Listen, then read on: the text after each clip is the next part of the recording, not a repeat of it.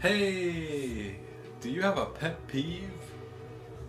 Do you have maybe even more than a pet peeve, uh, particular things that will make you react in certain ways that you may or may not even fully understand? Someone cuts you off in traffic and you're just particularly angry, maybe even more angry than the actual being cut off warrants. Have you ever thought about like pet peeves or things that for some reason get you worked up that may not even be a thing that works up other people?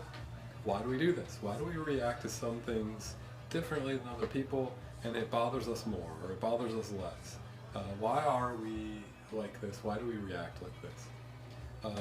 In part, I would begin to dive into that by telling you a little bit about a man from the mid 1900s whose work began in sort of the 1940s, 1950s, whose name is Murray Bowen. Murray Bowen worked at Georgetown. I think he was a sort of professor at Georgetown in Washington, D.C. And he worked and did studies with resident patients dealing with some mental health issues. And because they lived in residency, he could observe them and spend time among them and get to know who they were. And often he felt like he wasn't able to always help them understand or get on top of why they reacted to things they did. I'm not saying you and I are necessarily need put into a residency program, but this is how we are. We just have certain things that bother us more than others, or something, and maybe you have something like that. So Murray had this residency and was very much wanting to sort of teach people how to sort of understand what it was that made them react the way they did. And his sort of breakthrough came when his residency hosted, let's say, a monthly family time where people from the local area who wanted to come visit one of the residents. And what he began to notice was the reactivity of the patients that he was working with was affected by how their family, like their family didn't show up, so they were put into a bad mood. Or mom and dad did show up, and the way they talked to their daughter or to their son really made them better or made it worse. And he began to understand how systemic life is, that we sort of bounce around inside all of these relationships, and that there are certain things which he could begin then to outline that cause us certain anxieties or certain reactions. Murray Bowen came up with a thing called family systems theory, and in a really sort of academic way, that's a way to think about how or why we are who we are and how or why we react the way we do. Good morning, good afternoon. This is Preparing for Sunday, where you and I look together at our pet peeves. No, I'm just kidding. This is Preparing for Sunday, where you and I look together at some historical events of psychology and of the world we live in. No, I'm just kidding. This is Preparing for Sunday, where you and I take a look together at the upcoming Sunday's scripture lectionary text. This is for Sunday, January 28th, 2024. This means that we have moved now into the end of the first month of 2024, and here we go.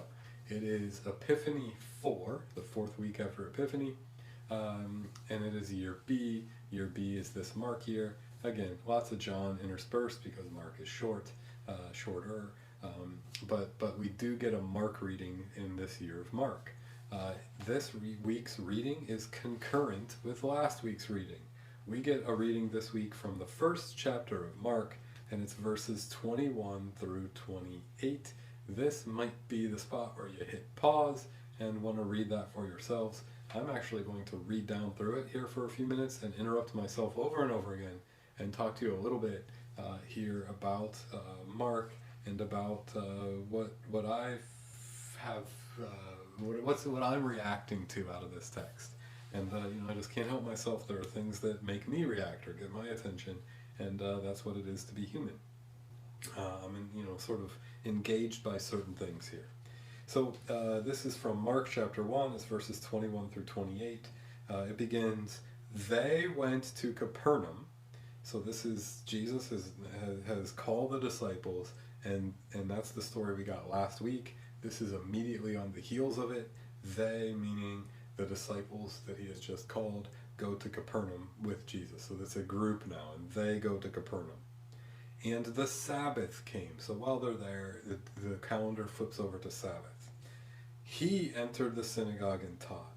So at the end there of verse 21, although it's they who travel to Capernaum, we see that it's Jesus who goes into the synagogue and teaches. Why the disciples don't go in is a question for all of us. Do they go in or do they not? What's going on here? So it says they went to Capernaum, he entered the synagogue. I've talked about this. I love to point out when it supports what I've talked about there. You know, this is it. I have to keep rattling on about the same things to get my attention and then support my claims all the time. They went to Capernaum, he entered the synagogue and taught is really kind of weird pronoun usage there. You know, like it would be cleaner and sort of keep the story moving along a little bit better if they went to Capernaum and they went into the synagogue and taught, and Jesus taught. You know, there's a more clear way to communicate that. Mark is notorious for sort of weird formulations, weird grammar, weird tenses, and here's another example of that. They were astounded at his teaching, verse 22 goes to. So now, like, who's this they? Well, of course, that's the people inside, the people of Capernaum inside the synagogue. I don't know if that's the disciples or not, but they were astounded at his teaching, for he taught them as one having authority, and not as the scribes. And there's a tense mess here. They were astounded at his teaching. This teaching is a present thing. It's still happening. It's a teaching that was so moving and so powerful that we're still talking about it from this gospel to this day. But then it says he taught, which means in the past tense. So Mark's got the pronouns and the tenses all mixed up. Structurally, that's a lot of what's going on in Mark. I would say that affects the system of the Bible and is important because we probably have Matthew and Luke, two later gospels, because the tenses of Mark are so weird that they in part wanted to write the story of the gospels with this stuff cleaned up. So how are we affected by the system that we live in? We have more gospels in part because Mark maybe didn't understand his Greek as well as he should have or something. So whatever reason, there's what we get. And this is a story about Jesus teaching as one having authority, not as the scribes. And so we've all met a person that the way that they teach engages us. It's our mom or our dad, and maybe one of them has a style or a way that we respond to better. And so, you know, when we go to work, you know, all these decades later, because we have if we meet a coworker who has that same technique, it'll work for us. Or vice versa, if we had someone who was like the scribes and we just didn't quite react to that well, if we meet someone later down the line who does those same sort of things, we have this systemic sort of, hey, I have a way I react to that and it's not always positive. So here we go here. Jesus is in the synagogue and he is a good teacher and the scribes are not. Just then, verse 23 says, there was in their synagogue a man with an unclean spirit. And he cried out, what have you to do with us, Jesus of Nazareth? So the man who comes into the synagogue or who is present in the synagogue and suddenly just sort of interrupts, what have you to do with us? I'm not sure here. I'm not great at the clarity of how to even talk to you about the us. Is the us the man and the spirit? Is it the man, the spirit, and the spirit is legion, and there's a lot of this spirit within him? What do you have to do with us, Jesus of Nazareth? So clearly there's an identification of Jesus' ability, of his presence, of his magnetism, of his power, of his divinity. And so that is clear here. The people identifying it, the person identifying it, is a person who is occupied by demons. And so, the identification of Jesus for the first time for this authority that he isn't the disciples. It isn't anybody other than this demon-possessed man. Right? So this is real early in Mark, and now we see, well, Jesus is clearly different or set apart. He definitely sets off a reaction in people who are outsiders or who are broken people, right? So, have you come to destroy us? So there's some fear there. I know who you are, the Holy One of God. Now, the reader in this story knows that Jesus is the Holy One of God, because the baptism story has told us about the skies splitting open and the Spirit descending on Jesus like a dove. The people in the story, to date, do not really know who Jesus is. And this is the first pronouncement within the text of the story that's not a narrator aside of who Jesus is. And so if the disciples are in the room, they're hearing this man say who Jesus is. They've sort of been like, yeah, this is an important person. And now the people of Capernaum are hearing it. This is a sort of cat's out of the bag, and they're all having different reactions. They're all having to deal with this guy who's clearly more divine, more powerful, and more important than people they've heard teach this stuff before. Jesus, and this is verse 25, but Jesus rebuked him, the man. Now remember, it says us, but he's only rebuking the man. He's not rebuking us. He's rebuking one of the whole thing, and he's rebuking the man. A rebuke is to be set straight. It's a change. It's a discontinuous change. To be rebuked is for someone to say, stop doing that, do this instead. And so Jesus does that. He says, be silent and come out of him. Who's he talking to? The pronouns are kind of messy. And the unclean spirit, convulsing, this is verse 26, and crying with a loud voice came out of him. Just to be clear, the man with the spirit has identified Jesus. Jesus is teaching on the Sabbath. This is a story about the freedom, the gospel, the good news of Jesus saying God has come near to save people, being lived out. Jesus doesn't just teach it in the synagogue, he performs it. So it's an actual occurrence of the thing that he's talking about. But the thing here is he rebukes the man who's ill or the demon or both at once or something, and says, be silent, come out of him. And the demon has to listen. It comes out of him, but it doesn't listen because it is not silent. So, I don't know, all over the place here. And then it says in 27, they were all amazed, and they kept asking one another, what is this? A new teaching with authority. So now they have linked the action with the words. That is an explanation of how God works. That is the gospel. That is the story of why Jesus comes in our midst. It's the words connected to the action. It's the flesh of this man becoming the literal place where God's work is happening. It's the means of grace, salvation, happening in the flesh at Jesus' command. So it's not just that he teaches with authority, it's also that he backs it up. And so now they have linked the teaching and the action. Okay? So maybe part of the reason why the scribes aren't easy to listen to is because they talk a lot, but not a lot happens. So their scribes are like me, just talking all the time, but how much do we ever really get done? Yeah, wink, wink, right? So there we go. So what is this? A new teaching with authority. He commands even the unclean spirits, and they obey him. So now his power is significant. At once, his, meaning Jesus, and again pronouns here, his fame began to spread throughout the surrounding region of Galilee. What I mean when I say pronouns is it like his the guy who's healed?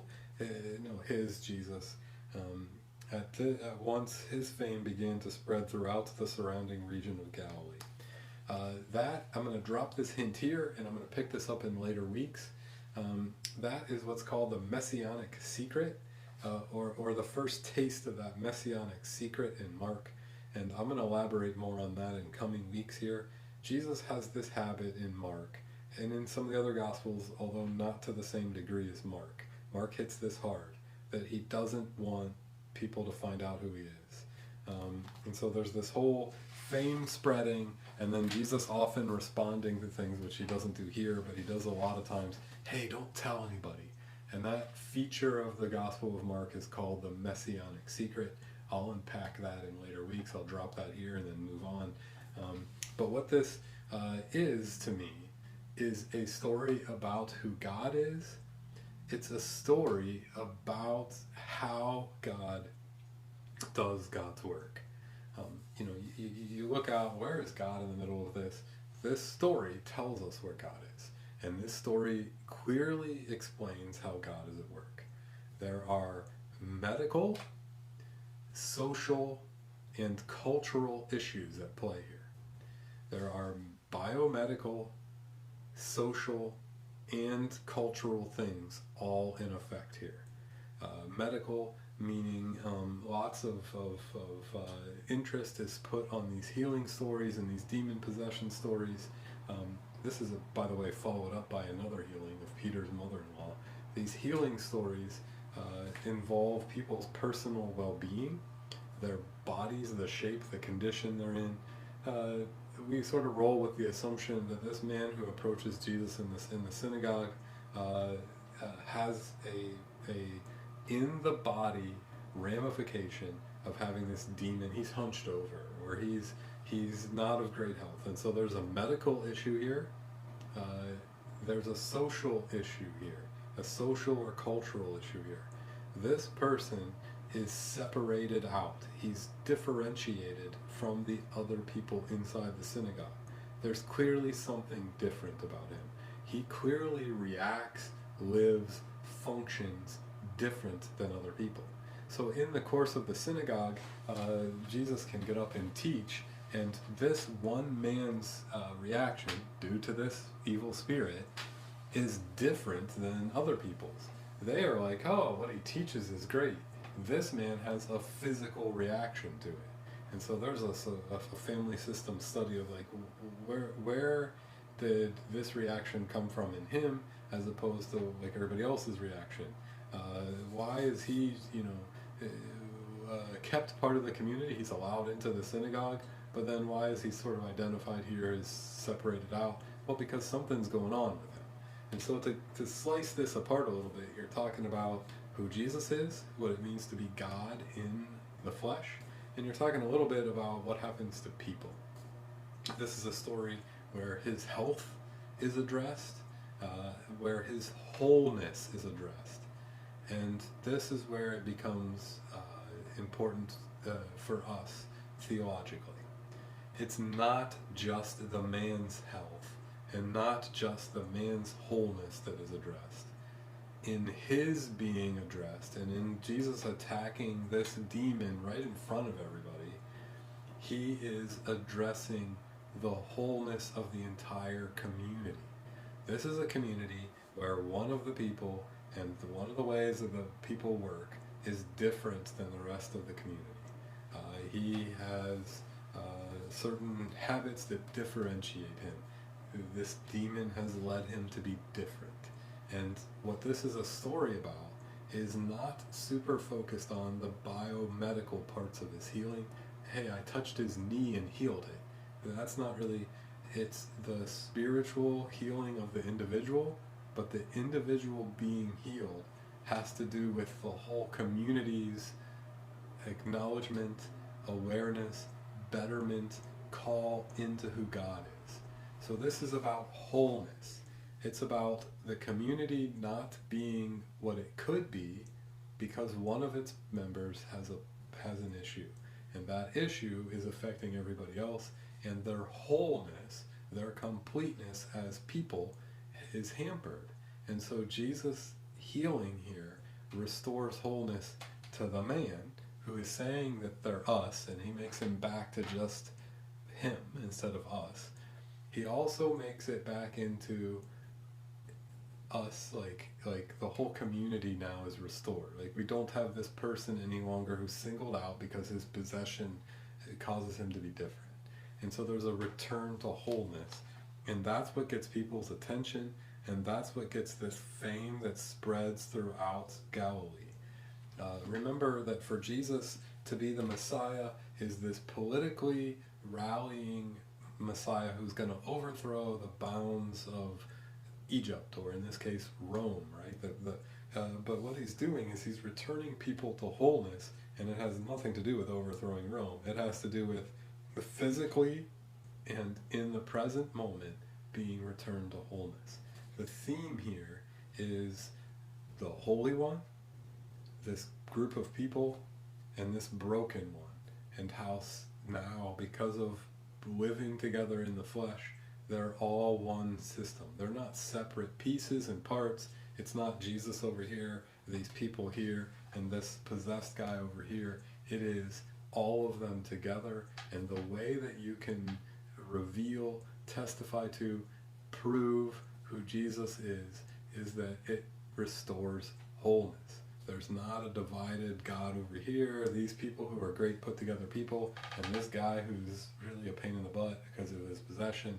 No, now we have all of these people, God, people, the man, brought into wholeness. And so this is a story about wholeness, and it's about how the powers, the principalities, the devil, the demon, the possession has broken wholeness, and that you know God is at work when there is wholeness, or where wholeness is restored. This is where I will sort of go this upcoming Sunday, the process of being made whole, individually and communally. And so that's where I'm going to go with Mark chapter 1, verses 21 through 28. There is a lot more I could talk about here. I'm trying to develop with you some of the themes and some of the way that Mark unfolds. I'm trying to look at this particular text in the context of the whole book, and then I'm trying to sort of get us ready for what it might mean to communally be called, or individuals who this upcoming Sunday will hear the Holy Spirit calling us to be part of St. Stephen, part of the church that we call St. Stephen. We will hear that call, we will respond to it, and we'll be called into community, into wholeness, something that happens for us, not just as individuals. You can't be whole as an individual. It's a systemic thing, and God's power is a communal one. And so that's really where I'm struck by what Mark has to say, and this is some of the sort of biblical reasons for that. And this has been Preparing for Sunday, where in this case I read down through this text and interrupt myself so much that by the time I'm done, you may not know whether we're coming or going. But there is the text, and there is some of the stuff that sticks out to me. You are free to read that text for yourself and be prayerful about it, and see what you would do with it. We will indeed gather together this upcoming Sunday at 9:30 here at St. Stephen, online and in person. And we will gather around this particular gospel text, Mark 1, 21 through 28, where I think we will hear the call to be made whole, and how that wholeness involves people being made whole individually, but all at the same time together made whole by individuals being made better. And so that to me is what this gospel is about. You can look at it for yourself. And then I hope you do join us Sunday, where we will think more about where God's kingdom comes and where wholeness comes to us, where our pet peeves maybe are set aside, and we are full of belief that the system we're a part of belongs to God, and God is up to something, and that something is good. All right, thanks for joining me. Stay safe. I'll see you soon.